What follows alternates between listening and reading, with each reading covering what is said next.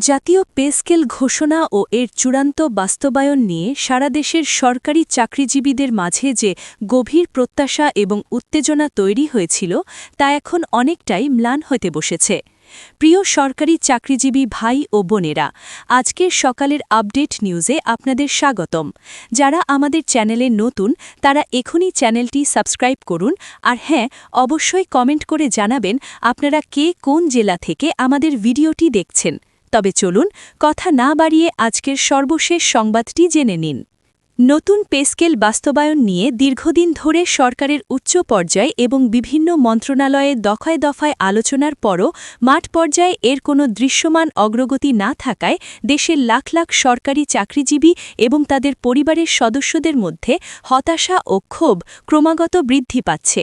একদিকে যেমন বিভিন্ন মহল থেকে আশা জাগানিয়া কথা শোনা যাচ্ছে এবং বারবার বলা হচ্ছে খুব শিগগিরই নতুন বেতন কাঠামোর গ্যাজেট প্রকাশ করা হবে, অন্যদিকে এর বাস্তবায়নের ক্ষেত্রে কর্তৃপক্ষের চরম ধীর গতি এবং প্রতিটি পদক্ষেপে অস্পষ্টতা সাধারণ কর্মচারীদের মনে নানা ধরনের জটিল প্রশ্ন উত্থাপন করছে। দেশের শীর্ষস্থানীয় অর্থনীতিবিদ এবং বাজার বিশ্লেষকেরা এই অনাকাঙ্ক্ষিত বিলম্বের পেছনে বেশ কয়েকটি গুরুতর কারণ চিহ্নিত করেছেন।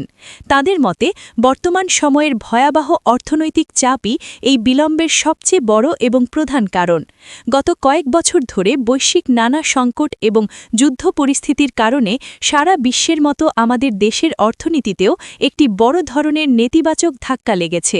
বৈদেশিক ঋণের কিস্তি পরিশোধের বিশাল চাপ, সরকারের রাজস্ব আদায়ে বড় ধরনের ঘাটতি এবং লাগামহীন মূল্যস্ফীতির বিরূপ প্রভাবের মধ্যে সরকার নতুন কোনো বিশাল আর্থিক দায়ভার ঘাড়ে নেওয়ার আগে অত্যন্ত সতর্ক অবস্থান গ্রহণ করছে।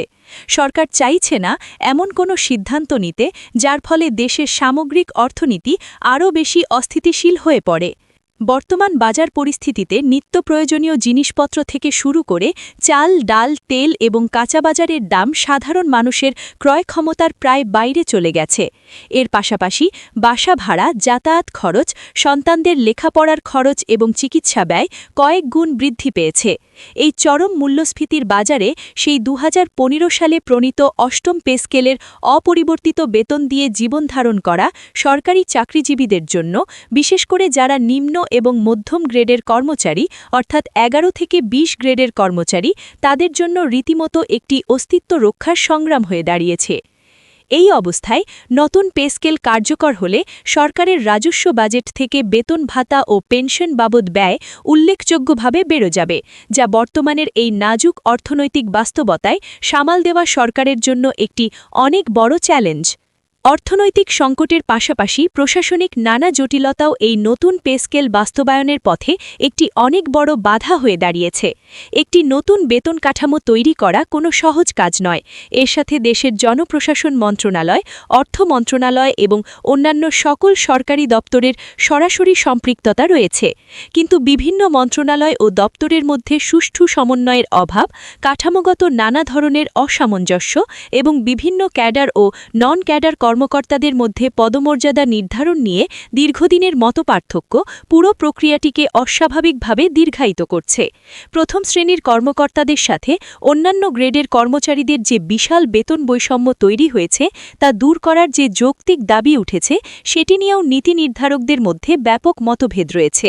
ফলে সকলের কাছে গ্রহণযোগ্য একটি চূড়ান্ত এবং সুষ্ঠু সিদ্ধান্তে পৌঁছতে প্রত্যাশার চেয়ে অনেক বেশি সময় লেগে যাচ্ছে। অন্যদিকে দেশের বর্তমান রাজনৈতিক বাস্তবতাও এখানে একটি নীরব কিন্তু শক্তিশালী প্রভাব ফেলছে। যে কোনো দেশের সরকারই বড় ধরনের কোনো আর্থিক সিদ্ধান্ত নেওয়ার আগে তার রাজনৈতিক এবং অর্থনৈতিক পরিণতি সম্পর্কে গভীরভাবে চিন্তা করে।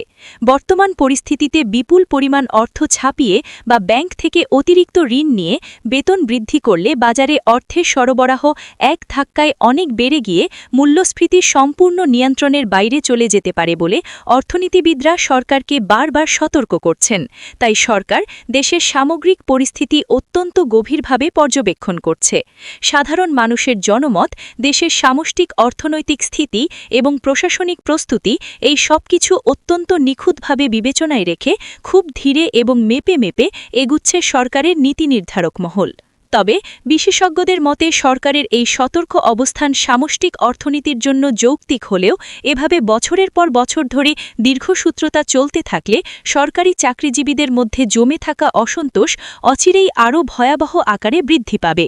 কারণ একজন কর্মচারীর দৈনন্দিন জীবনযাত্রার ব্যয় অত্যন্ত দ্রুত গতিতে বেড়েই চলেছে, অথচ তার আয়ের প্রধান উৎস অর্থাৎ বেতন কাঠামো নিয়ে মাসের পর মাস যে চরম অনিশ্চয়তা তৈরি হয়ে আছে তা তাদের বাস্তব পারিবারিক জীবনে তীব্র মানসিক এবং আর্থিক চাপ সৃষ্টি করছে। অনেকেই বাধ্য হয়ে ব্যাংক বা আত্মীয় স্বজনের কাছ থেকে ঋণ করছেন অথবা নিজেদের তিল তিল করে জমানো সঞ্চয় ভেঙে কোনো মতে সংসার চালাচ্ছেন, যা কোনোভাবেই একটি কল্যাণকর রাষ্ট্রের জন্য কাম্য হতে পারে না। কর্মচারীদের এই আর্থিক দুশ্চিন্তা সরাসরি তাদের দাপ্তরিক কাজেও প্রভাব ফেলছে, যার ফলে ব্যাহত হচ্ছে সরকারি সেবার মান। সবকিছু মিলিয়ে দেশের আপামর জনসাধারণ এবং ভুক্তভোগী সরকারি চাকরিজীবীদের মনে এখন একটি অনেক বড় প্রশ্ন থেকেই যায়, এই বহুল প্রতীক্ষিত নবম জাতীয় পে স্কেল বাস্তবায়ন কি শুধুমাত্র সময়ের ব্যাপার, নাকি এর পেছনে আরও অনেক গভীর এবং জটিল কোনো অর্থনৈতিক ও রাষ্ট্রীয় নীতিগত সংকট লুকিয়ে রয়েছে, যা সাধারণ মানুষের চোখের আড়ালেই থেকে যাচ্ছে। আগামী দিনগুলোতে সরকার কিভাবে এই বিশাল অর্থনৈতিক চাপ সামলে দেশের লাখ লাখ সরকারি চাকরিজীবীর মুখে হাসি ফোটাবে এবং একই সাথে দেশের সাধারণ মানুষের জন্য নিত্যপণ্যের বাজার স্থিতিশীল রাখবে, সেটাই এখন দেখার সবচেয়ে বড় বিষয়। সরকার যদি দ্রুত একটি সমন্বিত এবং বাস্তবসম্মত সিদ্ধান্ত নিতে ব্যর্থ হয়, তবে এর প্রভাব দেশের সামগ্রিক উন্নয়নে পড়তে বাধ্য। ভিডিওটি খুবই জরুরি, তাই দয়া করে সবার সাথে ভিডিওটি শেয়ার করতে ভুলবেন না। আর নতুন ভিডিও আপডেট পেতে এখনই চ্যানেলটি সাবস্ক্রাইব করুন।